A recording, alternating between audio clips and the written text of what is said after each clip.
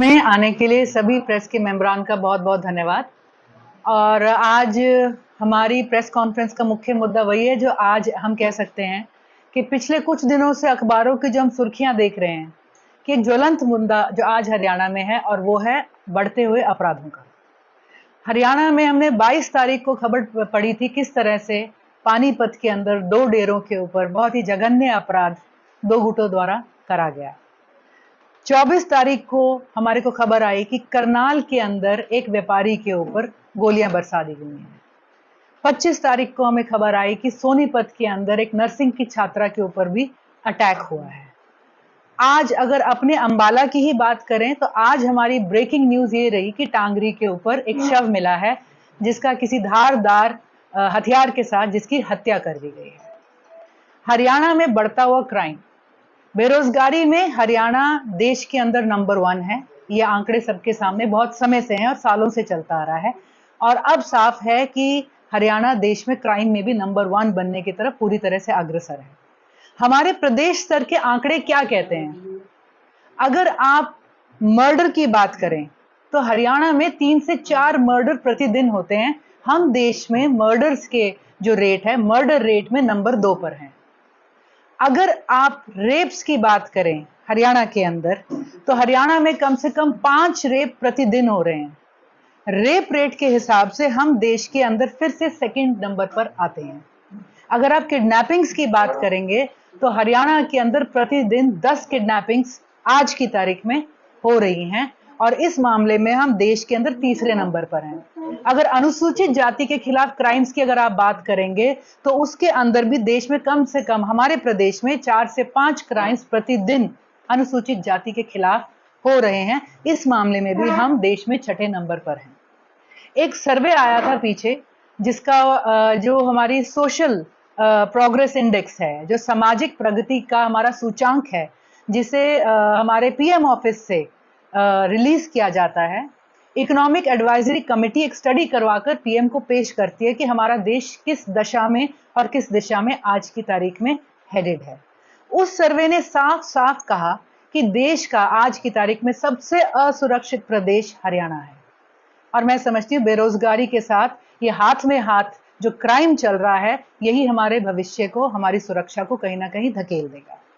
सब जानते हैं कि महिलाओं के खिलाफ क्राइम हरियाणा में 27% बढ़ा है और ये हमारे जनवरी की एक रिपोर्ट के अंदर बताया गया था। जो हमारे हरियाणा का हालात है, समाज के क्राइम एक तरफ, आज जिस सरकार को लोगों ने चुन के बहुमत में बिठाया है भाजपा जिन क्राइम्स के खिलाफ आवाज उठाते हुए सत्ता में आई थी, जिस स्वर्णिम काल का, जिस अमृत काल का वादा प्रधानमंत्री जी साल दर साल हमारे साथ कर रहे हैं, आज साफ होता चला जा रहा है कि कम से कम हरियाणा के अंदर तो ये अमृत काल आज आपातकाल से बिल्कुल भी कम नहीं है। भाजपा से हम क्या उम्मीद कर सकते हैं जब भाजपा का अपना ही दामन दागी है। हाल ही में आप महिला कोच वाला प्रकरण देख लें जिसके अंदर एक मंत्री पद पर जो हमारे एक नेता बैठे हुए थे और किस तरह से जब एक महिला ने इंसाफ की गुहार लगाई प्रदेश की सरकार से, न्याय प्रणाली से, मुख्यमंत्री साहब से, तो आज हर कोई जानता है कि मंत्री साहब, उनका दफ्तर, उनकी नौकरी बरकरार है, लेकिन महिला के ऊपर जो चार्जेस लगा दिए गए हैं, जिस तरह से उसके डिपार्टमेंट का कंधा इस्तेमाल कर उस पर फायरिंग करी जा रही है, साफ जाहिर है कि हमारे यहाँ पे बेटियों की कोई इज्जत, कोई असमत, कोई हमारी उनकी अहमियत किसी भी तरह की नहीं है। आज वो महिला कोच अपनी नौकरी खोने की कगार पर है। अगर हम देखें और भी हमारा एक मीडिया में प्रचलित मुद्दा रहा है किस तरह से भाजपा के अपने अधिकारी आज नहीं तो कल खबरों में सुर्खियां बना रहे हैं भ्रष्टाचार और ठगी के मामलों से जुड़े हुए। वहां पर भी अगर हम देखेंगे ठीक जिस तरह से मंत्री जी के साथ हुआ है उसी तरह से पदाधिकारियों के पद भी बरकरार रहते हैं और जो भी कार्रवाई करी जाती है वो ड्यू प्रोसीजर नहीं होता। समय से पहले अरेस्ट हो जाती है, समय से लेट एफआईआर होती है और नटशेल रिजल्ट ये निकल कर आता है कि पुलिस को दोबारा से कार्रवाई करनी पड़ रही है। जुडिशियल कस्टडी में एक ठगी के केस में अपने हाथ में एक जो है जिनके ऊपर आरोपित हैं उन्हें लाने के लिए ताकि उनसे सवाल जवाब करे जा सके। बेटी बचाओ बेटी को तो बेटी बचाओ बेटी पढ़ाओ का नारा भाजपा ने दिया था। आज हम ये निसंदेह कह सकते हैं कि बेटी बचाओ तो छोड़ो, आज हरियाणा में खुद को बचाव की हालत आ गई है। और जब हमारे मुख्यमंत्री के मुंह से ये शब्द जाने अनजाने में निकले कि सरकार हर किसी की सुरक्षा नहीं कर सकती, तो मैं समझती हूँ इससे दुर्भाग्यपूर्ण और इससे चिंताजनक शब्द और स्थिति आज हरियाणा की जनता के लिए नहीं हो सकती। आज हम गृह मंत्री जी के गृह क्षेत्र में बैठे हैं। आज ही यहाँ पर एक मर्डर ने सुर्खियां बनाई हैं। यहाँ पर बहुत से मुद्दे और भी हवा में उठे हुए हैं। आज हम हमारे गृह मंत्री से, आज हम हमारे प्रदेश के मुख्यमंत्री जी से गुहार लगाते हैं कि कृपया करके बातों में ना रखें, जमीन पर भी इस न्याय, इस सुरक्षा को, इस बचाव को उतारें। पुलिस की कार्यशैली पर और सरकार की नीति पर जो आज सवाल उठे हुए हैं, मुस्तैदी से कदम उठाकर सारी सुरक्षाओं को सुनिश्चित करते हुए, आज महिला सुरक्षित नहीं, कोई वर्ग सुरक्षित नहीं, व्यापारी सुरक्षित नहीं, बच्चियां सुरक्षित नहीं, तो इन सारी चीजों को देखते हुए आज हम उनसे सवाल भी करते हैं कि कहां गए आपके वादे, कहां गया हमारा अमृतकाल, कहां गए वो सारे नारे। और हम आज उन्हें ये कहना चाहेंगे कि जल्द से जल्द आप अपनी व्यवस्था को दुरुस्त करें आने वाले साल में, वरना जो प्रदेश की जनता है वो भाजपा सरकार को दुरुस्त जरूर कर देगी।